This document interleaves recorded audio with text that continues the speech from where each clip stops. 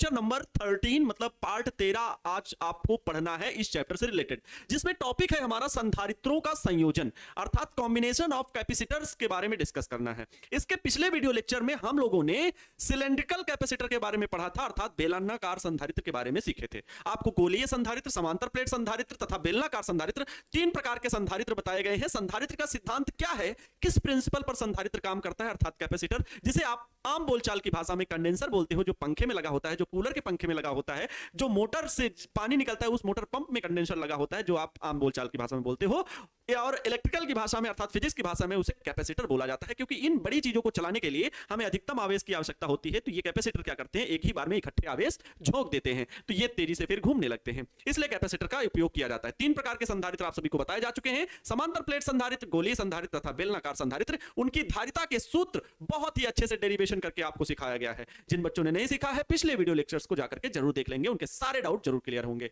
सभी को बहुत बहुत शुभकामनाएं, रविदास जयंती की हार्दिक शुभकामनाएं। सर नमस्कार। बिल्कुल सभी का स्वागत करते हैं। Good evening my dear all. तू हंस, तू मुस्कुरा, तू रोना कम कर दे, तू जिंदा है तो जिंदगी के नाक में दम कर दे। जल्दी से सभी को क्लास शेयर कर दीजिए, मतलब आप बता दीजिए जो भी बच्चे आपके कांटेक्ट में हैं कि एप्लीकेशन पर क्लास शुरू हो चुकी है, ज्यादा देरी ना करते हुए। गुड इवनिंग, सभी को स्वागत करता हूं। और हमारे साथ मैक्सिमम स्टूडेंट जुड़ चुके हैं, बहुत सारे स्टूडेंट जुड़ चुके हैं, सभी का वेलकम है। और एक बच्चे का मैंने कमेंट पढ़ा कि सर चैप्टर फर्स्ट का जो पीडीएफ है वो अभी हम लोगों को नहीं मिला है, नोट्स वाला। तो आज आप गारंटी के साथ लिख लीजिए, क्योंकि आपके टेक्निकल टीम जो देखते हैं हम लोग का यहाँ पर बहुत ज्यादा ध्यान रखते हैं क्लास चलाने के लिए, विजय जी वो आ चुके हैं। तो उन्होंने प्रॉमिस किया है कि सर बस 10 बजे से 11 बजे के बीच में पीडीएफ बच्चों के पास पहुंच जाइएगा। ये उन लोगों बच्चों से बता दीजिएगा कि 10 से 11 के बीच में पीडीएफ बना के भेज देंगे। मतलब पूरा कंटेंट तैयार है, बस पीडीएफ नहीं था क्योंकि घर गए हुए थे बहुत जरूरी काम से, तो 3 से 4 दिन वो एब्सेंट रहे। लेकिन ये ध्यान भी था कि हमें जल्द से जल्द पहुंचना है, क्योंकि जानते हैं आप लोग किस तरह से तबाह हम मचा देते हैं। कॉलिंग सेंटर में कॉल कर करके इतना मैंने समझाया, उसके बावजूद आप सभी ने 1-2 बार कॉल कर ही दिया कॉलिंग सेंटर में, इस वजह से। और वहां विजय जी के पास भी कुछ बच्चों ने तो कॉल कर दिया कि सर जल्दी से बताइए आप कहां गए हैं घर गए, मतलब किसी को थोड़ा बहुत काम तो करने दीजिए। चलिए प्यारे बच्चों, अब क्लास की शुरुआत करते हैं। तो क्या हमारा मोटो रहता है शुरू के क्लास के स्टार्ट होने में कि ना कोई शिकवा होगी ना कोई बहाना होगा। आनंद सर की फिजिक्स वाली क्लास में शाम के 6 बजे जरूर आना होगा। तो सभी प्यारे बच्चे जुड़ चुके हैं और आज हम लोग संधारित्रों का संयोजन सीखेंगे। बहुत ही ज्यादा इंपॉर्टेंट है, बहुत ही ज्यादा इंपॉर्टेंट है। सर एनडीए के बारे में बताइए ना। देखो बातें बहुत होती रहती हैं, मैं एनडीए, एयरफोर्स, इन सभी चीजों के लिए प्रॉपर एक लेक्चर बना दूंगा, उसके बारे में बताऊंगा, बात करता रहता हूं। मुझे पढ़ाने का भी अवसर मिलता है, तो बातें होती रहेंगी बीच बीच में, लेकिन पढ़ाना बेहद जरूरी है। कल हम लोगों ने बेलनाकार संधारित्र के बारे में अच्छे से सीख लिया था, ठीक है सर। ऑफलाइन में ये मिथुन कुमार जी बोले सर ऑफलाइन में नहीं समझ में आता है सर, हम अपने पापा को कहते हैं। हाँ, ऑफलाइन में समझ में आता भी है, नहीं भी आता है, दोनों बातें हैं। हम भी ऑफलाइन पढ़े हैं, है ना, ऑनलाइन भी पढ़े हैं। ऑनलाइन में क्या होता है, हम इत्मीनान से डिस्टर्ब नहीं होता है। ऑनलाइन में ये फायदे हैं कि हम जब चाहे तब क्लास को देख सकते हैं। एक बार क्लास मिस हो जाने पर, जैसे ये आज पार्ट नंबर 13 चल रहा है, बच्चों के कुछ डाउट है, थोड़ा सा डाउट हम लोग क्लियर जरूर कर लेंगे। हाँ, आज रात पूरी इंतजार करेंगे सर, नहीं सोएंगे, पूरी रात पढ़ेंगे, बहुत अच्छा देखो, तो पार्ट 13 जैसे आपसे मिस हो गया तो आप बाद में भी वीडियो लेक्चर देख सकते हैं, ऑनलाइन का ये फायदा है। जबकि ऑफलाइन में अगर एक दिन आप नहीं गए तो फिर उसका खामियाजा आपको भुगतना पड़ जाएगा, आपका वो टॉपिक क्लियर नहीं होगा। क्योंकि सर कितना भी ऑफलाइन में भाई आपके उनके सामने भी एक बच्चा तो बैठा नहीं है। अब कोई अच्छा टीचर होगा, उसी के पास भीड़ होगी, उसी के पास 100-200 बच्चा होगा। अब अगर उसके पास इतने बच्चे हैं तो वो हर एक बच्चे के तो डाउट क्लियर नहीं कर पाएगा, है ना, क्योंकि एक एक बच्चे को पढ़ाएंगे, वो एक साथ बैठ के अच्छे से समझा रहे हैं। वही क्लास चलते टाइम कोई डाउट हो तो पूछ लिया तो बता देंगे, नहीं तो वो तो पढ़ाते हुए चले जाएंगे। नेक्स्ट डे आपको बताएंगे ही वो, इसकी कोई गारंटी नहीं है, किसी को भी नहीं बता पाते क्योंकि इतना समय नहीं होता। इसलिए प्यारे बच्चों, ऑनलाइन एजुकेशन फायदेमंद ये हो जाता है कि हमसे कोई अगर टॉपिक छूट जाता है उसको भी हम पढ़ लेते हैं। मैं सभी बच्चों से ये गुजारिश करूंगा, ये एक अपने परिवार का सदस्य मानते हुए, बड़े भाई मानते हुए ये बात मैं बोल रहा हूं। ऑनलाइन एजुकेशन का फायदा यह है, ना ट्रैफिक में, ना बच्चों के साथ उन बच्चों की संगत कभी मिल पाएगी जो दुर्व्यसन करते हैं। आप बढ़िया से घर पे माहौल, अच्छे बच्चों से कांटेक्ट रख सकते हैं जो पढ़ने वाले हैं। हमेशा उनके साथ कांटेक्ट में ग्रुप बना करके, व्हाट्सएप ग्रुप कैसे भी रहें और जानकारियां प्राप्त करते रहें, ये बहुत अच्छा तरीका है। और ऑफलाइन जाने से अगर आपके पास पैसा है, अफोर्ड कर पाते हैं घर वाले, तो ऑफलाइन जाइए, कोई नुकसान नहीं है। लेकिन अगर आपको महंगा लग रहा है तो उससे बेटर ऑनलाइन है, कम पैसे में आप बेहतर चीजें प्राप्त कर सकते हैं। बस थोड़ा सा मोबाइल का खर्चा है, इंटरनेट की थोड़ा खर्चा, लेकिन ऑल ओवर आप जोड़ेंगे तो वो आपको फायदा ही लगेगा कि हम ऑनलाइन एजुकेशन से बहुत सारी चीजें प्राप्त कर पा रहे हैं। ठीक है। तो प्यारे बच्चों यही सब है, ऑनलाइन और ऑफलाइन का कोई दिक्कत नहीं है, इशू नहीं है। आप जो चीज पढ़ना चाहें बस समझ में आनी चाहिए, मैं और क्या कहूं, आपके बड़े भाई होने के नाते मुझे सारी बातें समझानी जरूरी है। आगे बढ़ते हैं प्यारे बच्चों, आज हमें संधारित्रों का संयोजन पढ़ना है। संधारित्रों का संयोजन, कॉम्बिनेशन ऑफ कैपेसिटर, ये संधारित्रों का संयोजन की जरूरत क्या पड़ती है। जैसे प्यारे बच्चों देखा होगा रेलगाड़ी ट्रेन जो होती हैं, बड़ी मालगाड़ी, बहुत बड़ी कोयला जिनमें रहता है, एक लगभग 45 डिब्बे 90 डिब्बे होते हैं, तो उसमें एक इंजन नहीं बल्कि 2 इंजन खींचते हैं। कभी देखा हो तो, मैक्सिमम बच्चों ने देखा होगा, एक इंजन नहीं बल्कि ट्रेन के 2 इंजन उस बड़ी सी मालगाड़ी को खींच रहे होते हैं। क्यों? क्योंकि अधिक भार को खींचने के लिए ज्यादा सामर्थ्य की, ज्यादा शक्ति की आवश्यकता होगी। ठीक वैसे ही कॉम्बिनेशन ऑफ कैपेसिटर है। कहीं पर हो सकता है एक कैपेसिटर से यूज ना हो, अगर हम उसी कैपेसिटर को सर कहते हैं आप बड़े आकार का बना दें, उसी कैपेसिटर का आप बड़े आकार का बना दे, कह लें जैसे, एक बहुत अच्छे से समझिएगा, एग्जांपल पहले समझिएगा, फिर मैं बताता हूं कि संधारित्रों के संयोजन की जरूरत क्या पड़ी। क्या मैं हमेशा से आपको यही सिखाता हूं फिजिक्स के तरीकों में कि जरूरत कहां है, आवश्यकता कहां है। अगर कॉम्बिनेशन की जरूरत पड़ी तो क्यों पड़ी, उसको पहले सीखा गया, तभी तो आगे वैज्ञानिकों ने इसकी रिसर्च की, आगे फिजिसिस्ट ने इसके प्रॉब्लम निकाले, प्रॉब्लम का सॉल्यूशन निकाला। बात समझ रहे हैं? तो जरूरत क्या पड़ती है संधारित्रों के संयोजन की, उसका एक एग्जांपल मैं ऐसे सेट कर रहा हूं। देखो, जैसे आपके पास एक बैग है जिसमें आप लोग पढ़ने लिखने जाते हो, ठीक है, ये बैग है, हाँ, पढ़ने लिखने बैग लेके के जाते हो, लेकिन आपको प्यारे बच्चों 10 लीटर पानी ले जाना है इस बैग में, 10 लीटर पानी ले जाना है एक बैग में। क्या आप 10 लीटर वाली बाल्टी इस बैग में रख के ले जाओगे? यस और नो? क्या आप 10 लीटर की बाल्टी ले करके इस बैग में रख करके ले जाओगे? आप कहोगे नो सर, ऐसा करने में हमें समस्या होगी। आप एक बेहतरीन तरीका बनाओगे कि या तो 2-2 लीटर की 5 बोतल रख करके एक बड़े से बैग में अलग अलग रख के आप भर लोगे, अच्छे से आपके बैग में आ भी जाएंगी, कोई समस्या भी नहीं होगी। कहने का अर्थ है कि अगर हम कैपेसिटर बना भी रहे बहुत अधिक शक्ति वाला, एक ही कैपेसिटर, तो वो बहुत बड़े साइज का हो रहा है, बड़े आकार का हो रहा है, तो उसे किसी इलेक्ट्रिक डिवाइस में फिट करना, लगा पाना दिक्कत दे रहा है, संभव नहीं हो पा रहा है। इस वजह से क्या किया जाता है, संधारित्रों का संयोजन किया जाता है। ठीक है, तो क्या किया जाता है, संधारित्रों का संयोजन किया जाता है। सर आपको पढ़ाने का तरीका बहुत अच्छा है विशाल सर जी, अरविंद कुमार जी, यस सर, समझ में आ रहा है बिल्कुल। सर मेरा बहुत सारा बैक क्लास छूट गया, कैसे उन्हें कवर करें, अब ये आपके ऊपर डिपेंड करता है। जो क्लासेस छूट गई हैं उनको जल्द से जल्द, जैसे अब कल संडे है, कल छुट्टी रहेगी, कल सारी क्लासेस आपकी जो कम छुट्टी हुई हैं, फिजिक्स की जैसे मान लीजिए 4-5 छुट्टी हुई हैं, तो चारों पांचों को आप कवर करके थोड़ा सा स्पीड बढ़ा सकते हैं। अगर यूट्यूब की क्लासेस छुट्टी हुई है तो यूट्यूब और शायद एप्लीकेशन में भी ये रूल होगा, बढ़ा सकते हैं, नहीं स्पीड बढ़ा सकते तो जल्दी से उन्हें देख लीजिए जो इंपॉर्टेंट आपको लगे। नहीं तो एक दिन में 2 लेक्चर फिजिक्स के, जो और टॉपिक आपका छोटा हो सब्जेक्ट, उसका भी 2-2 3-3 सब्जेक्ट ऐसे करके आप कवर कर सकते हैं। ठीक है, बिल्कुल। देखो, हम आपके लिए हमेशा ये ना सिर्फ फिजिक्स सब्जेक्ट को लेकर के खड़े हैं, बल्कि कंप्लीट 12th की तैयारी कैसे होगी, कंप्लीट 12th की आपको कैसे अच्छे मार्क्स लाने हैं, इन सभी दिशाओं में हमेशा बात करनी है। क्योंकि टारगेट बोर्ड 12th आपके लिए हमेशा खड़ा हुआ है, टारगेट बोर्ड का परिवार आपके साथ काम करने के लिए बिल्कुल तैयार है। एक एक चीज आपको सिखाएगा, गाइड करेगा प्रॉपर रूप से। ठीक है, एक एक चीज में गाइड करेंगे आपको, कहीं भी कोई दिक्कत नहीं होने देंगे। क्लियर?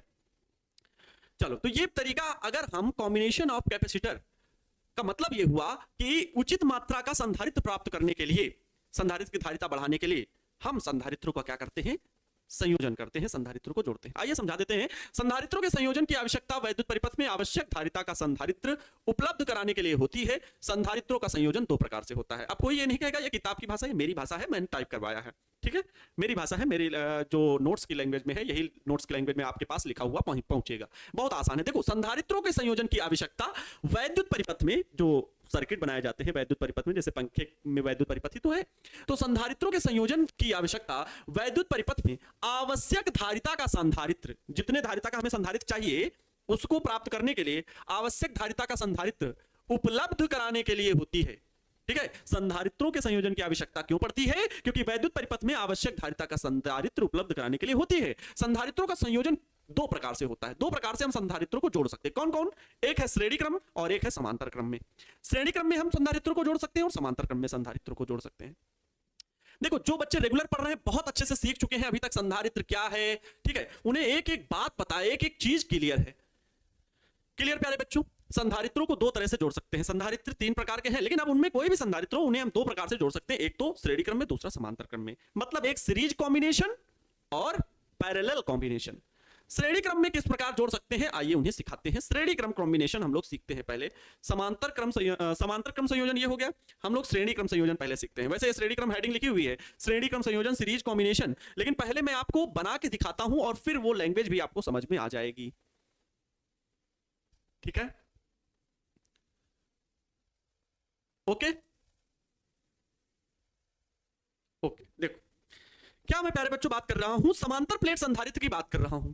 समांतर प्लेट संधारित्र को सॉरी समांतर प्लेट चाहे जो संधारित्र हो आप उनको जोड़ सकते हो। उसमें दो प्लेटें तो होनी है, दो गोली है तो दो गोले होने हैं, दो बेलनाकार है तो बेलनाकार दो होने हैं, खोखले बेलन। तो संधारित्र में तो दो प्लेटें होती हैं। तो यहां पर मैं मान ले रहा हूं समांतर श्रेणी समांतर प्लेट संधारित्र है मेरे पास, और ये इस प्रकार से हैं, इनको हमें जोड़ना है। ठीक है, मैं मान ले रहा हूं यहां पर मेरे पास जो है वो कितने संधारित्र हैं, वो कितने संधारित्र हैं, तो 3 संधारित्र ले रहा हूं। ठीक है, 3 संधारित्र मैं ले रहा हूं। ध्यान समझिएगा, बहुत अच्छे से समझाने का प्रयास मैं करूंगा। ऐसा नहीं है, मैं एक एक चीज को भाई अच्छे से समझाने का प्रयास करूंगा। देखो ये 3 संधारित्र है मेरे पास, इनको मैंने जोड़ रखा है, ये इस प्लेट को इस पहली प्लेट से, और दूसरे संधारित्र की दूसरी प्लेट को तीसरे संधारित्र की पहली प्लेट से जोड़ दिया। बहुत ध्यान समझिएगा, ये C1 धारिता का संधारित्र है, ये C2 धारिता का संधारित्र है, और ये C3 धारिता का संधारित्र है। 3 संधारित्र मैंने लिए, तीनों को जोड़ करके मैं एक संधारित्र बनाना चाहता हूं, बड़ा अधिक मात्रा वाला या छोटा मात्रा वाला, जैसा भी हम बना सकते हैं। ठीक है, तो सीरीज में जोड़ सकते हैं। कैसे जोड़ेंगे, दो प्लेटें होती हैं तो दूसरी प्लेट को दूसरे संधारित्र की पहली प्लेट से, भाई ये पहले संधारित्र की क्या है, पहली प्लेट है, ये दूसरी प्लेट है। फिर ये दूसरे संधारित्र की ये पहली प्लेट है, ये दूसरी प्लेट है। फिर ये तीसरे संधारित्र की ये पहली प्लेट है, ये दूसरी प्लेट है। यस और नो? ठीक है, होता क्या है कि हम इसका संरचना किस प्रकार भाई बनाते हैं, क्या करते हैं, हम पहली प्लेट को किसी भी माध्यम से, किसी भी स्रोत से जोड़ देंगे, किसी भी बैटरी से जोड़ देंगे भाई, किसी बैटरी से जोड़ देंगे, इस प्रकार से किसी भी बैटरी से जोड़ देंगे। इनके सिरों का विभवांतर क्या हो जाएगा, इनके सिरों का विभवांतर पहली प्लेट से अंतिम संधारित्र की लास्ट वाली प्लेट के बीच का जो विभवांतर है वो V रहेगा। ठीक, क्योंकि ये जो बैटरी जोड़ी है इसका विभवांतर कितना है, V है। इस बैटरी का विभवांतर कितना है, V है। ठीक है, अलग अलग संधारित्रों के लेकिन अलग अलग विभव होंगे। मान लीजिए इसका विभव रहेगा कितना, V1, इसका विभव दूसरे संधारित्र का विभव V2, इस तीसरे संधारित्र का विभव V3, तीसरे संधारित्र का विभव V3, और इन तीनों विभवों का योग किसके बराबर होगा, तो V के बराबर होगा। याद रखिएगा, जितने विभव का हमने यहां पर लगाया, ये पॉजिटिव होता है नेगेटिव। एक बात याद रखिएगा, ये अगर इस प्रकार से बैटरी बनाई जाती है, अभी आगे अगला चैप्टर यही है, बैटरी जो प्यारे बच्चों आवेश जिससे दिया जा रहा है, Q कूलाम का आवेश दिया जा रहा है, तो ये आवेश अगर हम धनावेश, क्योंकि धन वाला पॉजिटिव वाला बड़ी लाइन होती है, याद रखिएगा ये सेल का सिंबल होता है। वैद्युत सेल कैसे बनता है, तो इस प्रकार से बनता है, ये पॉजिटिव, ये निगेटिव। छोटी लाइन निगेटिव होती है, बड़ी लाइन पॉजिटिव होती है। छोटी लाइन निगेटिव होती है, बड़ी लाइन क्या होती है, पॉजिटिव होती है। याद रखिएगा, तो प्लस वाले से यहां से आवेश चलेगा तो इस प्लेट पे आया, एक समान रूप से आवेश वितरित हो गया। लेकिन ये दूसरी प्लेट में प्रेरण के कारण क्या आ जाएगा, ऋणावेश आ जाएगा। ठीक है, ऋणावेश आ जाएगा, मतलब -Q। ठीक है, आवेश क्या होगा, ये Q कूलाम का -Q। अब आपको पता है, बताया इसके दूसरे सिरे पर प्लेट के समांतर प्लेट संधारित्र में क्या हुआ था। देखो यहां पर धनावेश गया, लेकिन प्रेरण के कारण यहां पर क्या हुआ, इस प्लेट के ऋणावेश को अपनी ओर खींचा, जबकि इस प्लेट के धनावेश को प्रतिकर्षित किया। तो जो इस प्लेट का धनावेश था, जो इस प्लेट का धनावेश था, वो कहां पर चला जाएगा, इस प्लेट पे आ जाएगा, इस प्लेट की पहली प्लेट पर आ जाएगा। इस प्रकार से पहली प्लेट पर आ जाएगा, और फिर वही क्रम चलेगा। फिर ये ऋणावेश इस पर आएगा, आंतरिक भाग में क्या आएगा, ऋणावेश आएगा, और बाहरी भाग में जो धनावेश आएगा वो इसमें चला जाएगा, इस प्लेट में। फिर इसमें क्या आएगा, ऋणावेश रहेगा, और धनावेश कहां चला जाएगा, इसमें। और इस प्रकार से बैटरी में ये दौड़ता रहेगा, धनावेश क्या होगा, दौड़ता रहेगा, क्योंकि एक सर्किट कंप्लीट हो जाता है तभी सेल में धारा प्रवाहित होती है, तभी सेल में धारा प्रवाहित होती है। एक बच्चे ने फिर कल कमेंट किया, पलक कुमारी जी ने, कि सर नोट्स कब मिलेगा। नोट्स आज रात 10 से 11 बजे के बीच में आपके पास पहुंच जाएगा, क्योंकि टेक्निकल टीम के हमारे विजय जी आज आ चुके हैं। हालांकि थके हुए हैं, लेकिन उन्होंने प्रॉमिस किया है कि सर आप परेशान ना हो, आज मैं अपलोड कर दूंगा। ठीक है, मेरी तरफ से PDF तैयार है, मेरी तरफ से कोई दिक्कत नहीं है, मैं पूरा अच्छे से प्रिपेयर हूं कि आपकी कोई भी कमी ना रहे, हर एक PDF पहुंच जाए टाइम से। लेकिन जब विजय जी नहीं थे तो आप क्या कर सकते हैं, है ना, विजय जी नहीं थे तो क्या कर सकते हैं, और प्रिंस सर भी नहीं है ना, यही सब। ओके, क्लियर है सर। फिजिक्स में ज्यादा डेरिवेशन ही होते हैं ना, हाँ डेरिवेशन तो बहुत होते हैं, क्योंकि डेरिवेशन अगर आपको आ गए तो आपको फार्मूला आ जाएगा, और जब फार्मूला आ जाएगा तो उससे रिलेटेड न्यूमेरिकल लगा लोगे, उससे रिलेटेड कॉन्सेप्ट आपको तैयार हो जाएगा। ठीक है, ऑब्जेक्टिव भी लगा लोगे, क्योंकि कॉन्सेप्ट तैयार रहेगा तभी ऑब्जेक्टिव क्वेश्चन सॉल्व कर पाओगे।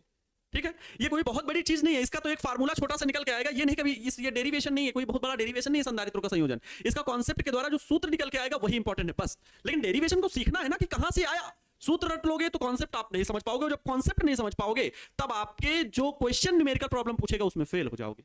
और मैं हमेशा से यही बात कहता हूं कि सीखो। तो प्यारे बच्चों हो क्या रहा है, मैं 3 संधारित्र लिया हूं, आप 3 की जगह 5 ले सकते हैं, 7 ले सकते हैं, 10 ले सकते हैं, इसमें कोई दिक्कत वाली बात नहीं है। मैंने 3 संधारित्र लिए, अलग अलग धारिता वाले, एक C1 है, एक C2 है, एक C3 है, और तीनों को मैंने क्या किया, जोड़ा है। कैसे जोड़ा? तो भाई जैसे आप लोग को कहा जाए एक दूसरे व्यक्तियों को जोड़िए, तो एक के आसपास खड़े हो जाइए, एक का दाहिना हाथ दूसरे के बाएं हाथ में रखेंगे, तभी तो दूसरे का इधर इधर ऐसे रखते जाइए, जुड़ते जाएंगे लोग। यस और नो? एक हाथ इसका, दूसरा बाएं वाले का दाएं हाथ में, तीसरा दाएं वाले के चौथे वाले के बाएं हाथ में, ऐसे ही करके हम 10 व्यक्तियों को भी जोड़ सकते हैं। तो कहेंगे यस सर। तो प्यारे बच्चों वही काम यहां पे भी करना है। संधारित्रों की इसकी दूसरी प्लेट को दूसरे संधारित्र की पहली प्लेट से जोड़ा गया है, इस दूसरे संधारित्र की दूसरी प्लेट को तीसरे संधारित्र की पहली प्लेट से जोड़ा गया है, और इनके बीच में लगा दी गई एक बैटरी जो V वोल्ट की है। बैटरी कितने वोल्ट की है? V वोल्ट की बैटरी है, और ये V वोल्ट की बैटरी द्वारा इसको आवेश दिया जाता है, Q कूलम का आवेश दिया जाता है। और ये आवेश जो यहां पर आया, यही आवेश यहां जाएगा, उतनी ही मात्रा का प्रेरण करके इसमें आवेश उत्पन्न करेगा। ठीक है, अर्थात श्रेणी क्रम में जो प्यारे बच्चों क्या है, श्रेणी क्रम में संधारित्रों की बहुत यही कॉन्सेप्ट है जो मैं लिख रहा हूं। श्रेणी क्रम में संधारित्रों की प्रत्येक प्लेट पर आवेश समान होता है। प्रत्येक प्लेट पर, चाहे ये पहले संधारित्र की दोनों प्लेटें हो, चाहे दूसरे संधारित्र की दोनों प्लेटें हो, चाहे तीसरे संधारित्र की दोनों प्लेटें हो, सभी पर आवेश समान होता है। प्रत्येक प्लेट पर आवेश समान होता है। प्रत्येक प्लेट पर आवेश समान होता है। प्रत्येक प्लेट पर आवेश समान होता है। ठीक है, प्रत्येक प्लेट पर आवेश समान होता है। मतलब जो Q है आपका, जो प्यारे बच्चों Q है, ठीक है, जो आवेश Q है ये क्या रहेगा? कांस्टेंट रहेगा। क्या रहेगा? कांस्टेंट रहेगा, नियत रहेगा। जो Q कूलम का आवेश यहां, वही Q कूलम का आवेश यहां, वही Q कूलम का आवेश यहां, वही यहां, वही यहां, वही यहां। आवेश जो रहेगा वो समान रहेगा। हालांकि इसमें धनावेश, इसमें ऋणावेश, इसमें धनावेश, इसमें ऋणावेश, इसमें धनावेश, इसमें ऋणावेश, विभवांतर अलग अलग है, विभवांतर अलग अलग है। लेकिन जितना यहां पर मैं बात कर रहा हूं, अब बात को ध्यान से आगे बढ़ते हैं। अगर हम कहें संधारित्रों के बीच लगाया गया जो कुल विभवांतर है वो कितना है? संधारित्रों के बीच, ठीक है, Q कांस्टेंट है, संधारित्रों के बीच विभवांतर, ठीक, संधारित्रों के बीच विभवांतर, संधारित्रों की प्लेटों के मध्य, प्लेटों के मध्य कुल विभवांतर या कुल विभव, कुल विभव V बराबर कितना? V1 plus V2 plus V3। बोलो होगा कि नहीं? V बराबर V1 plus V2 plus V3। भाई तीनों विभव ये जो हैं V1, V2 और V3, इनके योग के बराबर होगा, क्योंकि इनकी धारिताएं अलग अलग हैं, C1, C2, C3। क्या कहेंगे सर, समान धारिता वाले संधारित्र नहीं ले सकते, है ना? ये भी तो हो सकता है। बहुत बढ़िया लिखे हैं, प्रियंका कुमारी जी ने लिखा है कि श्रेणी क्रम में संधारित्रों की प्रत्येक प्लेट पर आवेश समान होता है। जब आप लिख करके कमेंट करते हैं तो ये चीज मतलब आपको याद हो गई, मतलब इस चीज का कॉन्सेप्ट आपको श्रेणी क्रम का पता हो गया कि श्रेणी क्रम में ऐसा होता है। अब ये चीजें तो करके फिजिसिस्ट जो है, भौतिक शास्त्री जिन्हें बोला जाता है, उन लोगों ने करके देखा, और जो ऑब्जर्वेशन हुआ उसे किताबों में लिखा गया, तब हम लोग उसको पढ़ते हैं। मैकेनिक्स क्या होते हैं उन लोगों को पढ़ करके बीटेक एमटेक करके यही चीजें बना रहे हैं। फिजिक्स पढ़ के ही तो हमारे डिजिटल वे में सोचो आज हम आपसे कनेक्ट हो गए हैं। नहीं, आनंद सर को कहां जानते हैं आप? आनंद सर कहां रहते हैं, क्या करते हैं, कैसे पढ़ाते हैं, कैसे जान पाते हैं? लेकिन डिजिटल वे में हम हजारों बच्चों की संख्या में जुड़ सकते हैं और अच्छे से पढ़ा सकते हैं। तो ये फिजिक्स का एक कॉन्सेप्ट ही तो आपके वहां तक पहुंचा। ये छोटे छोटे कॉन्सेप्ट हैं, तो सीखना तो पड़ेगा, कठिन है लेकिन सीखना पड़ेगा, इससे आप बच नहीं सकते। तो कुल विभव V1, V2 प्लस V3, ये सभी अलग अलग संधारित्रों के क्या हैं? विभव हैं। आप 3 की जगह 5 ले सकते हो, इससे कोई फर्क नहीं पड़ता है। धारिता सबकी अलग अलग, आप समान धारिता के भी ले सकते हो, कोई फर्क नहीं पड़ेगा। लेकिन सबको फिर C, और इनके फिर विभव अलग अलग नहीं हो, V, लेकिन ये कैपिटल V या इनके अलग अलग जो भी विभव इनके अलग प्लेटों के बीच होगा, कोई दिक्कत नहीं, उनको जोड़ना पड़ेगा। समान भी ले सकते हो, अलग भी ले सकते हो, लेकिन असमान हम इसलिए ले रहे हैं कि आपके अलग, अगर अलग अलग भी मान है तो कोई फर्क ना पड़े, जोड़ लो। देखो, तो ये विभवांतर है V बराबर V1 plus V2 plus V3, V बराबर V1 plus V2 plus V3, V बराबर V1, V बराबर V1 plus V2 plus V3। अब यहां पर V1 की वैल्यू क्या होगी बताओ? यहां V1 बराबर क्या है? आप लोग धारिता के सूत्र में पढ़े थे, धारिता के सूत्र में आपको पढ़ाया गया था C बराबर Q अपान में V। तो V बराबर क्या होगा धारिता के पदों में? Q अपान में C, यही होगा। तो V1 बराबर क्या होगा? Q1 अपान Q अपान में C1। क्यों? देखो आओ इधर आके बताते, यहां पर बताओ, यहां पर बताओ V1 बराबर क्या होगा? V1 बराबर क्या होगा? यहां पर आप बताओगे हमें आप ये बताओगे, यहां पर आप हमें इतना बता दो प्यारे बच्चों, मेरे टीपू सुल्तानो तैयार हो जाओ बताने के लिए। क्या बताना है भाई? कलर सही नहीं मिल रहा। ये V1 बराबर यहां पर क्या होगा? धारिता के पदों में आवेश कितना है Q दिया गया और संधारित्र की धारिता कितनी C1। वैसे ही यहां पर V2 बराबर क्या मिलेगा, आवेश कितना Q, आवेश तो समान है ना दोनों में, और धारिता कितनी C2। वैसे ही यहां पर V3 बराबर आवेश तो समान है ना, धारिता कितनी C3, Q/C3। अब ये वैल्यू आप यहां पर पुट कर दीजिए भाई, Q1/C1। ऐसा क्या क्या यहां पर लिखे, वहां तो लिख दिया ना चित्र में, कोई दिक्कत नहीं है ना। आगे लिखते हैं, तो विभव कुल विभव है ये। देखो फिर से मैं बता दे रहा हूं, यहां पर मैंने देखो लैंग्वेज, इन शब्दों का बहुत विशेष महत्व होता है कि संधारित्रों की प्लेटों के मध्य कुल विभव, मतलब ये संधारित्रों की प्लेटें हैं, ये टोटल विभव कितना है तो V है, टोटल विभव कितना है तो V है। अलग अलग जो कि बट गया, अलग अलग कितना बट गया तो V1 V2 V3, लेकिन इन तीनों का योग ही इस बैटरी का पोटेंशियल है, बैटरी का विभव है, ये वाला विभव, वही इन दोनों के बीच में लिखा हुआ है V। ठीक है, बात को समझना बहुत अच्छे से। ये तो कुल विभव V बराबर क्या होगा, V1 की वैल्यू Q/C1 प्लस V2 की वैल्यू Q/C2 प्लस V3 की वैल्यू Q/C3, यही होगा। आप कहेंगे यस सर। मैं यहां पर एक बात और बताना चाहूंगा आप सभी को मैं एक बात और बताना चाहूंगा कि अगर यही C1 C2 C3 इस पूरे जो 3 संधारित्र लगे हुए, मैं मान लूं ये बड़ा सा संधारित्र है, ये बड़ा सा संधारित्र, एक प्लेट यहां एक प्लेट यहां, बीच को भूल जाओ, और पूरे की धारिता जो है वो कितनी है, पूरे की धारिता है C, पूरे की धारिता कितनी है C है। अब देखना पूरे की धारिता कितनी C, पूरे संधारित्रों के बीच विभव कितना V, अलग अलग V1 V2 V3, अलग अलग धारिता C1 C2 C3, लेकिन आवेश सभी में समान। आवेश तो यहां बैटरी से जो चला, मैं मान रहा हूं कि तीनों को जोड़ने पर, जो संधारित्रों को जोड़ने पर जो कुल धारिता है वो कैपिटल C है। मैं यहां पर लिख दे रहा हूं, मैं यहां पर लिखना चाहूंगा कि यदि संधारित्रों की कुल धारिता, संधारित्रों की कुल धारिता, कुल संधारित्रों के संयोजन की, ये लिखना है, संधारित्रों के संयोजन की, भाई संधारित्रों को जोड़ा तो सभी प्लेटों को जोड़ने के बाद संयोजन की, संधारित्रों के संयोजन की कुल धारिता कैपिटल C हो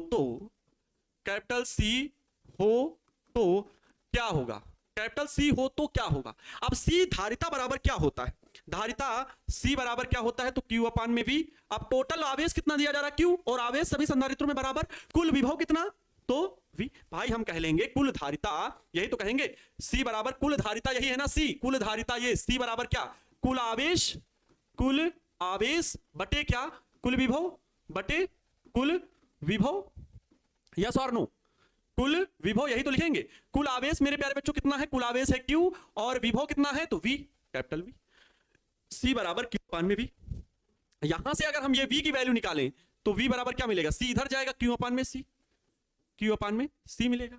इस समीकरण में इस V की वैल्यू तुलना कर लीजिए भाई, समीकरण 1 इसको मान लीजिए और इसको समीकरण 2 मान लीजिए। समीकरण 1 व 2 की तुलना करने पर, समीकरण 1 व 2 से, समीकरण 1 व 2 से क्या मिलेगा, समीकरण 1 व 2 से देखो, समीकरण 1 देख लीजिए, 2 देख लीजिए, यही कुल विभव है जो अलग अलग संधारित्रों के धारिताओं के अलग अलग विभवों के योग के बराबर, और ये कुल विभव है जब पूरे संधारित्रों के योग की धारिता को C माना गया तो Q/C, अर्थात V की जगह हम Q/C लिखेंगे, मतलब Q/C बराबर, ये V की जगह हम ये Q/C रख देंगे, बाकी ये बराबर Q/C1 plus Q/C2 plus Q/C3, yes और नो। अब एक चीज बताओ, अगर हम यहां पर Q कॉमन लेंगे तो क्या मिलेगा, Q कॉमन ले लीजिए, ब्रैकेट में क्या मिलेगा भाई, Q तीनों में है ना, कॉमन ले लीजिए तो 1/C1 plus 1/C2 plus 1/C3, यही मिलेगा, यस और नो। Q से ये Q मर जाएगा, ये Q से ये Q मर जाएगा, बचेगा क्या, आपको वैल्यू मिलेगी संधारित्र की कुल धारिता 1/C बराबर 1/C1 plus 1/C2 plus 1/C3। आपने यहां 3 संधारित्र जोड़े थे, मैं कहता हूं आप 5 जोड़ लीजिए, कोई दिक्कत नहीं है, आप 5 भी जोड़ लेंगे तब भी कोई दिक्कत नहीं है। ये आपका संधारित्र की धारिता का क्या मिल गया, श्रेणी क्रम में अगर 3 संधारित्र जुड़े हैं तो उनकी धारिता का सूत्र मिल गया है, उनकी धारिता का सूत्र मिल गया। क्लियर है मेरे प्यारे बच्चों, बहुत बढ़िया। मनजीत जी, Q बराबर CV किसी चालक में 1 वोल्ट विभव वृद्धि करने के लिए दी गई आवेश की मात्रा को उस वस्तु की धारिता कहते हैं। जी हाँ, धारिता की परिभाषा को मैंने यही डिफाइन किया हुआ है। सर बायोलॉजी का भी नोट्स भिजवा दीजिएगा। अरे बायोलॉजी का रोहित कुमार जी नोट्स तो भिजवा दिया गया है, बायोलॉजी का तो नोट्स अमन सर भिजवा दिए हैं, तब विजय जी थे भी यहाँ पर। MD अफजल जी लिखे हैं सर फिजिक्स समझ में नहीं आता है कैसे होगा सर प्लीज सर। अब सर क्या करें, सर के बल खड़े हो जाएं हम। अब फिजिक्स सब्जेक्ट तो बेहतरीन है, मजेदार, सीखने की इच्छा भी होती है लेकिन कठिन भी है। अब इसके लिए मैं क्या बताऊं, मेहनत के अलावा दूसरा रास्ता नहीं है। देखो कुछ चीजें हैं कि जो हमसे पीछे गलती हुई है, मतलब आपने 11th को थोड़ा स्किप किया, 10th को सही से नहीं पढ़े, तो फिर उसमें से चीजें कम समझ में आएंगी, क्या बताएं उसके लिए। कुछ चीजें होंगी दिक्कत वाली ना। मैं पूरी कोशिश करता हूं कि आपको एक एक चीज समझ में आए। हर एक सब्जेक्ट आपका अच्छा है। टारगेट बोर्ड का परिवार आप लोगों की वजह से, आप लोगों की बदौलत काम कर रहा है, बेहतरीन तरीके से काम कर रहा है, और हम उसमें कोई भी कमी नहीं छोड़ना चाहते।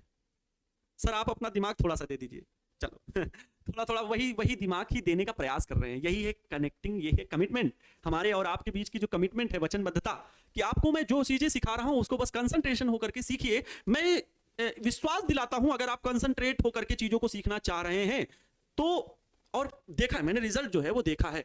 मैं अभी ज्यादा क्या कहूं, 90% तो नहीं है, लेकिन 75+% बच्चों में मैंने इंक्रीमेंट देख रहा हूं, मैंने इंक्रीमेंट देखा है। बच्चे सेटिस्फाइड इस बात से हैं कि सर मुझे फिजिक्स बहुत कठिन लगती थी, लेकिन आपकी वजह से जब मैंने सीखना शुरू किया, फॉलो किया बातों को, तो मुझे बहुत सारी चीजें समझ में आने लगी, बहुत सारी चीजें समझ में आने लगी। मतलब जितने बच्चे आप लोग जो जुड़े हो उसमें से 20-30% बच्चे तो बहुत बढ़िया है पढ़ने में, और कुछ बच्चों का मिडिल, भाई सब लोग हमको पता है, सब एवरेज बच्चे, आप सभी को भी पता है भाई, अपने आप से आकलन आपको होगा कि नहीं कि हम टेस्ट देंगे यार मुझे ये सब चीज समझ में कम आई, मतलब आपको वो चीज समझ में कम आई तो आपको अपना एवरेज पता चल गया ना कि हम किस लेवल के, मतलब मेहनत करनी है। तो इस वजह से, इस आधार पर, मैं एक गणना के आधार पर ये देखा है मैंने, बच्चे सेटिस्फाइड इस बात से हुए कि सर जो सब्जेक्ट मुझे कठिन भी लगते थे और जिसमें से फिजिक्स मुझे सीखने की बहुत इच्छा थी पर दिक्कत होती थी, लेकिन आपने जबरदस्त तरीके से सिखाया। तो वो मुझे, मेरे भी वर्षों की मेहनत जुड़ी हुई है ना साथ में, आप सबके प्यार से, आप सबके अभिभावकों के आशीर्वाद से अच्छा कर पा रहा हूँ, वो चाहे ऑफलाइन रहा हो, चाहे ऑनलाइन रहा हो, चाहे जैसे भी जहां भी जिस भी क्षेत्र में रहे हैं, काम किए हैं, तो बेहतरीन का रिजल्ट ही रहा है। 97-98 मार्क्स बच्चे लेकर के फिजिक्स में लेकर के आए हैं, 98 मार्क्स, वो भी सीबीएसई बोर्ड हो चाहे यूपी बोर्ड हो, सीबीएसई बोर्ड हो चाहे यूपी बोर्ड हो, और दोनों ही बोर्ड अपने आप में बहुत ही जाने माने बोर्ड है ना। आपको पता होगा यूपी बोर्ड एशिया की सबसे बड़ी परीक्षा है ना। बिहार बोर्ड भी बहुत बड़ा बोर्ड है, ठीक। तो ये 98%, 97%, मतलब 97-98 मार्क्स लेकर के आए फिजिक्स में। तो ये मेरे क्या, हर एक शिक्षक की उपलब्धि हो जाती है, बच्चों की मेहनत, हमारा मार्गदर्शन, हमारा मार्गदर्शन, आपकी मेहनत आपको ऊंचाइयों पर ले जा सकती है, बाकी कुछ नहीं, मेहनत आपको करनी होगी। एक डेरिवेशन हुआ है आज, अभी दूसरा पढ़ना है, समांतर प्लेट या समांतर श्रेणी, समांतर क्रम में जोड़ना, समांतर क्रम संयोजन, पैरेलल कॉम्बिनेशन। क्या आपको ये श्रेणी क्रम वाला समझ में आ गया? बिल्कुल अच्छे तरीके से श्रेणी क्रम वाला समझ में आ गया। देखो इसमें लिखा हुआ है लैंग्वेज में कि इस श्रेणी क्रम संयोजन में, कि इस संयोजन में पहले संधारित्र की पहली प्लेट को विद्युत स्रोत से, मतलब भाई देखो ना, ये देखो, पहले संधारित्र की पहली प्लेट को विद्युत स्रोत, ये विद्युत स्रोत है, क्या है? विद्युत स्रोत है, बैटरी है, कोई बैटरी है जो जोड़ रखी मैंने, ठीक है, विद्युत स्रोत से, अच्छा यहां विद्युत स्रोत से, तथा दूसरी प्लेट को दूसरे संधारित्र की पहली प्लेट से, ये देखो ना, दूसरे संधारित्र की, पहले संधारित्र की दूसरी प्लेट को दूसरे संधारित्र की पहली प्लेट से जोड़ रखा है। वही लिखिए लैंग्वेज, बहुत कठिन नहीं है, वही लैंग्वेज लिखिए। फिर दूसरे संधारित्र की दूसरी प्लेट को तीसरे संधारित्र की पहली प्लेट से जोड़ देते हैं। क्या सर पहले दूसरे तीसरे लगाए हुए हैं, क्या खेल रहे हैं? इसी क्रम में जोड़ते हुए पहली बाहरी प्लेट को पृथ्वी से जोड़ देते हैं। अच्छा यहां पर ये जो है अर्थ, मतलब जिस भी बैटरी से जोड़ा जाएगा, अब इसको आपको पृथ्वी से भी जोड़ना होगा। जैसे देखा होगा कॉम्बिनेशन में क्या करते हैं, घरों में पृथ्वी से एक वायर जरूर कनेक्ट रहता है, या फिर वहीं से ऊपर से ही एक वायर आता है अर्थ वाला, कहते नहीं अर्थ का है, मतलब वो वायर जुड़ा रहता है।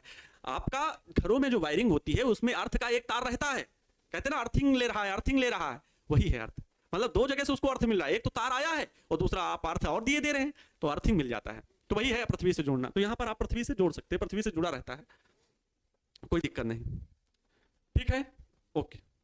तो डेरिवेशन देखो कोई कठिन नहीं था, चित्र पर फोकस करो, डेरिवेशन नहीं आएगा इसका ये फार्मूला याद रखना। और डेरिवेशन क्या है, कॉन्सेप्ट है। कॉन्सेप्ट क्या था, मेन कॉन्सेप्ट तो यही है आपका कि जो आवेश है, जो यहां पर आवेश है वो क्या रहता है, कांस्टेंट रहता है सभी प्लेटों में। यही आपका मेन कॉन्सेप्ट है, याद रखिएगा। ये समांतर का सूत्र नहीं, हाँ समांतर का सूत्र, अच्छा शिवम जी लिख रहे हैं C बराबर C1 + C2 + C3। सर क्या दो प्लेट लेकर नहीं बनेगा? बिल्कुल दो प्लेट लो, मैं क्या कह रहा हूं, दो लो, चाहे 5 लो, चाहे 10 लो, एक से अधिक प्लेट जोड़ दिए, एक से अधिक संधारित्र जोड़ दिए, तो वो संधारित्रों का संयोजन हो गया। ओके, दिमाग नहीं चलाना पड़ता। मंजीव जी लिख रहे हैं कि सर फिजिक्स में ज़्यादा डेरिवेशन नहीं होता, थ्योरी होती तो दिमाग नहीं चलाना पड़ता। डेरिवेशन है। अच्छा बच्चों, एक चीज़ ये बताओगे मुझे, आप सभी बहुत अच्छे समझते हैं, सारी बातों को फॉलो करते हैं।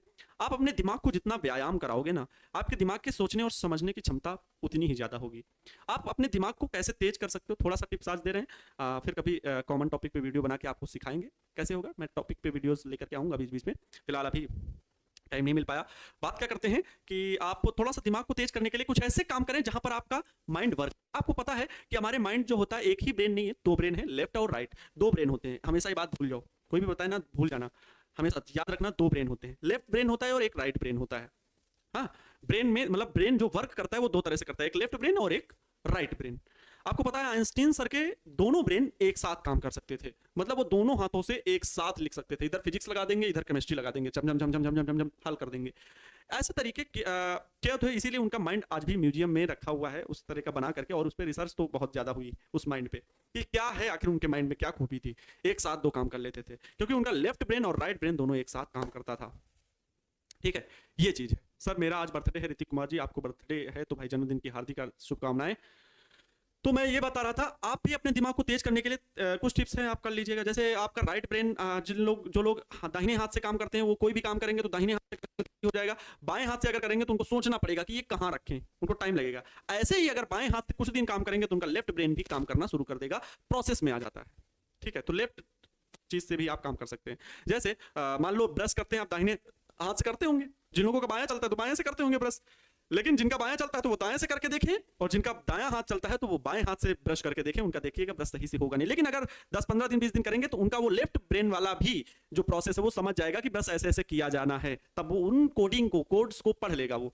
ठीक है, किताब है, किताब आप सीधा पढ़ते हो, आप उल्टा पढ़िए, तो पहले देखो वो माइंड क्या करेगा, उल्टा पहले पढ़ेगा, फिर कोड जाएगा, रीड होकर के कन्वर्ट होकर के वो आएगा सीधे अक्षर में आपके दिमाग में लिखा। तो ये बात है, ये होता है। ऐसे आप दिमाग को तेज कर सकते हैं, बस बाकी बातें बाद में होंगी। आ जाओ, समांतर क्रम संयोजन, पैरेलल कॉम्बिनेशन।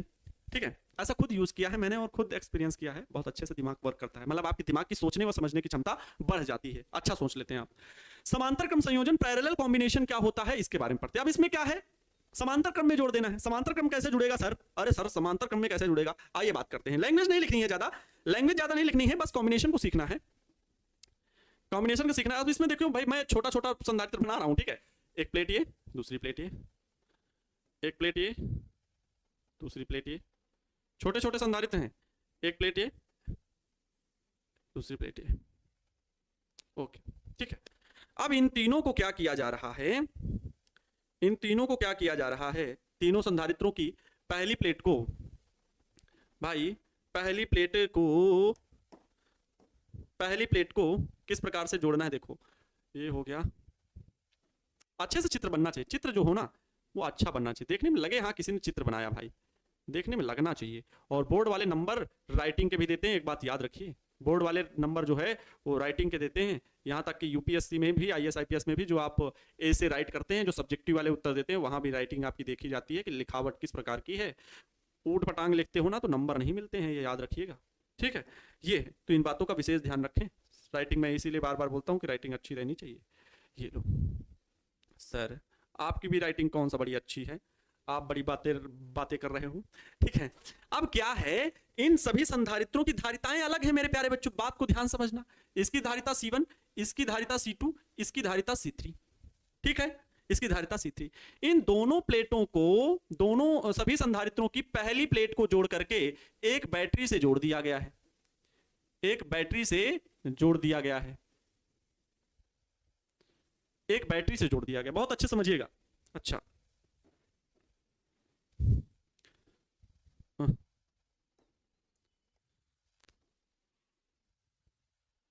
देखो ये तीन संधारित्र हैं, तीनों संधारित्रों की धारिताएं अलग अलग लिखा हुआ है, C1, C2, C3। ठीक है, ये एक संधारित्र की पहली प्लेट है, ये पहली प्लेट, ये दूसरी प्लेट, ये पहली प्लेट, ये दूसरी प्लेट, मैंने तीन संधारित्र लिए हुए हैं, बहुत अच्छे से समझिएगा। समांतर क्रम में संयोजन में क्या करना है, सभी संधारित्रों की पहली प्लेट को किसी एक बिंदु से जोड़ दिया, देखो पहली प्लेट को ला करके एक बिंदु से जोड़ दिया, और सभी संधारित्रों की दूसरी प्लेट को किसी दूसरे बिंदु से जोड़ देना, सभी दूसरे बिंदु से जुड़े हुए। ठीक है, जुड़े हुए हैं, थोड़ा सा घुमा के तार है, अच्छे दिखने में चित्र अच्छा लगे, इसलिए मैंने पहले सीधी सीधी लाइनें और फिर बाद में घुमा के ऐसे जोड़ा है। बाकी आप ये समझिए कि सभी संधारित्रों की पहली प्लेट को एक बिंदु से तथा दूसरी प्लेटों को दूसरे बिंदु से जोड़ देते हैं, और इन दोनों ही बिंदुओं, मान लो दोनों बिंदु ए तथा बी हैं, इन दोनों ही बिंदुओं के बीच एक बैटरी लगा देते हैं, एक वैद्युत स्रोत लगा देते हैं। इस वैद्युत स्रोत की मदद से ही हम क्या करते हैं, आवेश देते हैं। अब ये जो आवेश गया, अब देखो ये आवेश जो है अब यहां पर गया, मान लो पानी आप लुढ़का दो, फिर उसके बाद 3-4 धाराओं में पानी जब देखेगा कहीं पर ये दिशा, मतलब गड्ढे नालियां खोल दो आप, ठीक है, आप पाइपलाइन बिछा दो 3-4, एक बड़ी पाइपलाइन से पानी आ रहा है और फिर उससे 4-5 छोटी पाइपलाइनें जोड़ दो, और कहीं पानी लेकिन जा नहीं सकता, तो वो क्या होगा, उन पाइपलाइनों में पानी बढ़ जाएगा, उन पाइपलाइनों में पानी अलग अलग बढ़ जाएगा। लेकिन एक चीज ये भी याद रखिए कि सबकी धारिता अलग अलग, मतलब है पाइपलाइन जो बनाई 3-4, तो फिर समझा दे रहे हैं, देखो ये एक बड़ी पाइपलाइन से पानी आया, ठीक है, इससे एक पतली सी लाइन पाइपलाइन इधर कहीं चली गई, एक थोड़ा सा अलग मोटी पाइपलाइन चली गई, एक बहुत ही पतली पाइपलाइन चली गई, इस प्रकार से होगा। देखो अब बताओ अब क्या होगा,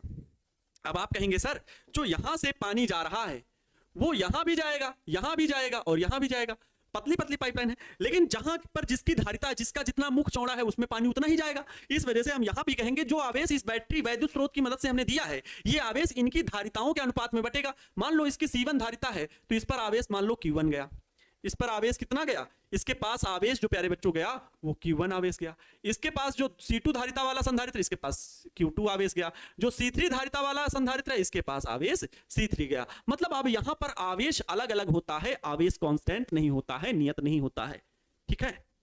सर नीट में भी राइटिंग देखी जाती है क्या? सर जी नहीं, नीट में आपको ऑब्जेक्टिव क्वेश्चन सॉल्व करने होते हैं, नीट में नहीं देखा जाता है। नीट में आपका ऑब्जेक्टिव क्वेश्चन सॉल्व किया जाता है, लेकिन राइटिंग होना ही अच्छी बात है। राइटिंग अच्छी होती है तो आपको अच्छे मार्क्स मिलेंगे 10th इसमें, ठीक है, 12th में बोर्ड एग्जाम में राइटिंग अच्छी होनी चाहिए। नीट में तो 45 नंबर आपके फिजिक्स, 45 क्वेश्चन आपके फिजिक्स के, 45 क्वेश्चन आपके केमिस्ट्री के, और 45 क्वेश्चन आपके केमिस्ट्री के, और 45 क्वेश्चन आपके जूलॉजी के, और 45 क्वेश्चन आपके बॉटनी के होते हैं, ठीक है। सभी क्वेश्चन 4-4 अंक के होते हैं, 4-4 अंक के।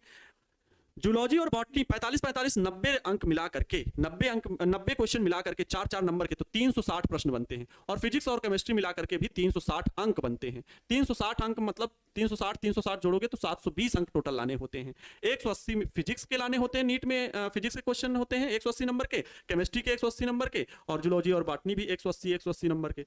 चारों को जोड़ दोगे तो आपके 720 नंबर आएंगे।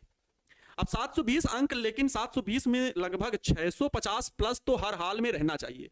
वैसे 680 प्लस होगा तब आपकी सीट कोई मेडिकल कॉलेज में कंफर्म होगी, गवर्नमेंट मेडिकल कॉलेज में। लगभग 49,000 कुछ सीटें हैं जिनमें आप नीट के गवर्नमेंट कॉलेज में आप एडमिशन ले सकते हैं। अब नीट का जो गवर्नमेंट कॉलेज है वो भी किस लेवल का है, अलग अलग मेडिकल कॉलेज हैं, किस लेवल का है, कोई गलत एरिया में है, सही एरिया नहीं है, सही राज्य नहीं है, सही पढ़ाई नहीं होती, तो वो भी अलग अलग लेवल के हैं। जैसे IIT कॉलेज भी 23 IIT कॉलेज हैं, तो अब 23 IIT कॉलेजों में कुछ IIT कॉलेज 5-7 कॉलेज ऐसे हैं जो टॉप मोस्ट हैं, बाकी सब वैसे ही हैं।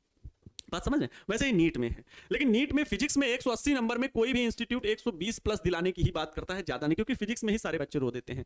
केमिस्ट्री में आपका 180 जो है वो 160 प्लस बच्चे पहुंच जाते हैं, जबकि जूलॉजी और बॉटनी में 360 में 360 ले आते हैं बच्चे, ठीक है। ये हर एक कोचिंग इंस्टीट्यूट जो ऑनलाइन हो या ऑफलाइन हो वो यही वादा करते हैं बच्चों से, क्योंकि फिजिक्स जो है उसमें न्यूमेरिकल भी आते हैं और बच्चे फंसते हैं, क्योंकि ये सब्जेक्ट क्या है आप रट के निकाल लोगे, लेकिन फिजिक्स रट के नहीं निकाल पाओगे। उसमें कॉन्सेप्ट जो सीखेगा वही हल कर पाएगा, नहीं तो नहीं हल कर पाओगे। 120 क्या 20 नंबर पाना मुश्किल हो जाता है, अगर पढ़े नहीं होगे तो 20 नंबर पाना मुश्किल हो जाएगा, इतना जान लो।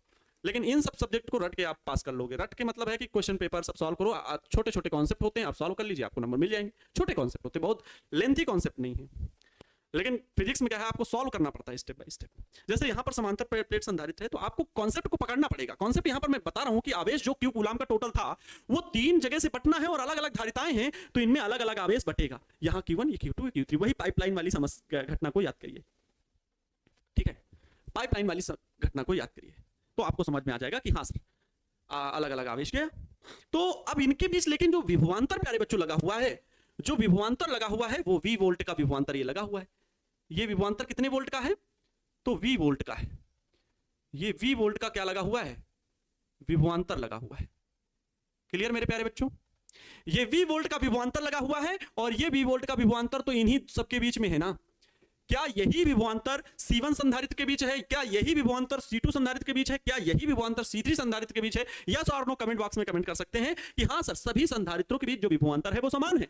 सभी संधारित्रों के बीच विभवांतर जो है वो समान है। भाई यही तो है 1 2 3 1 2 3 4 5 6 7 8 9 10 11 12 13 देखो गाना याद आ गया। तो यहां पर क्या कह रहे हैं कि ए बी के बीच ये जो दो बिंदु हैं और इन्हीं दोनों बिंदुओं से पहला संधारित्र, फिर दूसरा संधारित्र, फिर तीसरा संधारित्र जुड़ा हुआ है, और तीनों संधारित्रों के बीच तो यही बैटरी जुड़ी हुई ना, तो इनके बीच का विभवांतर जो है वो समान है। कॉन्सेप्ट क्या निकल के आया, कॉन्सेप्ट क्या निकल के आया सर, ये बता दीजिए तो हम समझ जाएं कि आप कहना क्या चाह रहे हैं। कॉन्सेप्ट प्यारे बच्चों ये निकला कि समांतर क्रम संयोजन में संधारित्रों के बहुत अच्छे से समझिएगा क्या चीज बता रहे हैं।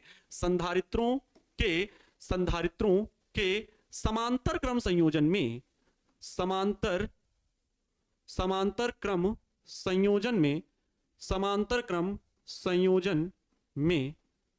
समांतर क्रम संयोजन में कहीं कोई बैठा हुआ है, उठ जाओ यार। समांतर क्रम संयोजन में संधारित्रों के समांतर क्रम संयोजन में विभवांतर समान होता है। ठीक है, संधारित्रों के समांतर क्रम संयोजन में विभवांतर जो है वो क्या होता है, समान होता है। विभवांतर समान होता है। कहने का अर्थ क्या है सर, इसका मतलब है, इसका मतलब प्यारे बच्चों कॉन्सेप्ट ये है कि जो विभवांतर v है वो क्या रहेगा, नियत रहेगा, सभी संधारित्रों के लिए कांस्टेंट रहेगा। सभी संधारित्रों के लिए क्या रहेगा, कांस्टेंट रहेगा। सभी संधारित्रों के लिए कांस्टेंट रहेगा, v कांस्टेंट होता है। अब अगर v कांस्टेंट होता है तो सभी संधारित्रों में दिया गया कुल आवेश, संधारित्रों को दिया गया कुल आवेश कितना है, तो आप कमेंट करेंगे भाई, क्या कमेंट कर सकते हैं। संधारित्रों को दिया गया प्यारे बच्चों कुल आवेश कितना है, संधारित्रों को दिया गया कुल आवेश, संधारित्रों को दिया गया कुल आवेश, तो आप कहेंगे सर कुल आवेश क्यों दिया जा रहा है, लेकिन ये जो दिया गया कुल आवेश क्यों है, ये तीनों संधारित्रों में अलग अलग बढ़ता है, एक में Q1, एक में Q2 और एक में Q3 आवेश जाता है। यस और नो, क्या ये आवेश अलग अलग Q1, Q2, Q3 जाता है। अगर हम कहें संधारित्रों के सूत्र संधारित्र की धारिता C इक्वल टू Q अपान में V से, C इक्वल टू Q अपान में V से अगर हम सूत्र निकालें धारिता के सूत्र से Q की वैल्यू, तो V इधर चला जाएगा, मतलब Q बराबर क्या मिलेगा, CV मिलेगा। Q बराबर क्या मिलेगा, CV मिलेगा। तो यहां पर अगर हम कहें Q1 आवेश जा रहा है तो इसकी धारिता कितनी है, C1 है। विभवांतर तो दो सभी तीनों के लिए समान है, तो C1V हो जाएगा। उसी प्रकार यहां Q2 बराबर क्या मिलेगा, C2V हो जाएगा। यस और नो। Q3 बराबर क्या हो जाएगा, C3V हो जाएगा, क्योंकि इसकी धारिता C3, विभवांतर तीनों के लिए समान है इस सूत्र से, Q बराबर CV से। तो यहां पर आप वैल्यू रख सकते हैं, Q बराबर Q1 Q2 प्लस Q3 लिखा हुआ है, तो यहां पर आपको क्या मिलेगा, Q बराबर Q1 की वैल्यू लिखेंगे C1V प्लस Q2 की वैल्यू लिखेंगे C2V प्लस Q3 की वैल्यू लिखेंगे C3V लिख देंगे इस प्रकार से। अब अगर सभी संधारित्रों को जो जोड़ा गया है, इन संधारित्रों को जो जोड़ करके कुल धारिता बन रही है, वो मान ले रहा हूं कि कैपिटल C है। इन संधारित्रों की कुल धारिता, संधारित्रों की कुल धारिता मतलब जोड़ने के बाद जो जोड़ दिए हैं, तीनों संधारित्रों को जोड़ा है, तो कुल धारिता कितनी होगी भाई, कुल धारिता मैं मान ले रहा हूं C है, कुल धारिता C है, कुल धारिता C है, तब C बराबर क्या होगा, C बराबर क्या होगा भाई, C बराबर Q अपान में V होगा। विभवांतर तो वही C बराबर Q अपान में V से, C बराबर Q अपान में V से, या कह लो Q बराबर CV, या V यहां से कॉमन लेकर के इसके 75 कर दो तो Q अपान में C बनेगा, Q अपान में सॉरी V बनेगा, V कॉमन लेकर के इसके बटे में भेज दो V, तो जब V बटे में भेजेंगे तो Q अपान में V क्या बन गया, C बन जाएगा। लेकिन इतना लग रहा है सर बड़ा हार्ड हो जा रहा है, छोड़ दो कोई दिक्कत नहीं। C बराबर Q अपान में V से यहां पर है, तो मैं यहां से ये Q की वैल्यू निकाल लूं, Q बराबर क्या मिल जाएगा, यहां से Q बराबर ये C बराबर Q अपान V से Q बराबर क्या मिलेगा, C इंटू V, V विभवांतर है। ठीक, अब यहां पर दो समीकरण आप बना सकते हो, एक समीकरण ये, एक समीकरण ये, समीकरण 1 व 2 से, समीकरण 1 व 2 से, समीकरण 1 व 2 से क्या मिलेगा, समीकरण 1 व 2 से आपको जो प्राप्त हो रहा हो लिख लीजिए, हल कर लीजिए। समीकरण 1 व 2 से देख रहे हैं कि Q बराबर ये इतनी वैल्यू और Q बराबर ये वैल्यू, तो दोनों के LHS बराबर है तो RHS बराबर होंगे। कहने का मतलब है CV बराबर ये value C1V plus C2V plus C2V plus C3V। अब V तो तीनों जगह कॉमन ले लीजिए, तो CV बराबर V कॉमन ले लिया, ब्रैकेट में बचेगा C1 plus C2 plus C3, ये ब्रैकेट में बचेगा। V से V क्या हो जाएगा, बर्बाद हो जाएगा, V ने V को मार दिया, दोनों पक्षों में है, तो आपको क्या मिलेगा, आपको मिलेगा C बराबर C1 plus C2 plus C3। हमने 3 संधारित्र यूज किए थे, यही समांतर प्लेट संधारित्र की कुल धारिता हो जाएगी। जब समांतर प्लेट संधारित्र समांतर क्रम में जोड़े जाएंगे तो उनकी कुल धारिता ये हो जाएगी। सर 100 कमेंट कर चुका हूं, सर संयोजन क्या होता है? आशीष कुमार जी, बहुत गजब, आप 100 कमेंट कर चुके हैं। सर संयोजन क्या होता है? आप शुरू से क्लास में जुड़े नहीं तो हम क्या बताएं, अब आपको संयोजन शुरू में बताया जा चुका है तो हम क्या बताएं। 100 कमेंट कर चुके हैं, झूठ बोल रहे हैं? हाँ, हमको बेवकूफ समझ रखे हैं क्या? संधारित्रों का संयोजन क्या है, संयोजन की आवश्यकता क्यों पड़ी, वो चीज आपको बताई गई है। हमें क्या समझ रहे हैं भाई, हमको क्या समझ रहे हैं? हम कमेंट नहीं देख रहे हैं, 100 बार कमेंट कर चुके हैं।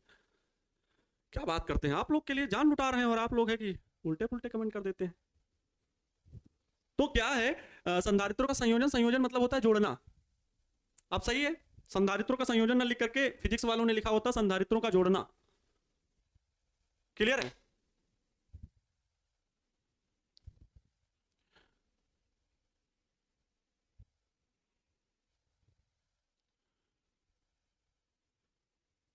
सर यूनिवर्सिटी ऑफ दिल्ली से फिजिक्स, लेकिन फिजिक्स पीएचडी करने के लिए बहुत बड़ी बात है। अभी फिजिक्स से पीएचडी के लिए नेट एग्जाम क्वालिफाई करना पड़ेगा, जेआरएफ होगा, आपको क्वालिफाई करना पड़ेगा। जेआरएफ जूनियर रिसर्च फेलोशिप मिलती है, फिर एसआरएफ मिलता है, सीनियर रिसर्च फेलोशिप 50,000 55,000। ये सब बातें अभी करने लायक नहीं है।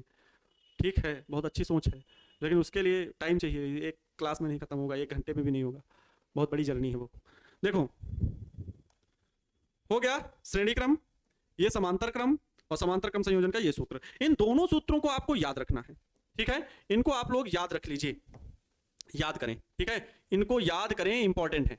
ये सभी सूत्र जो हैं आपको याद रहने चाहिए कि समांतर क्रम का सूत्र क्या होता है और श्रेणी क्रम का सूत्र क्या होता है। ये सूत्र आपको याद रहने चाहिए। क्लियर है?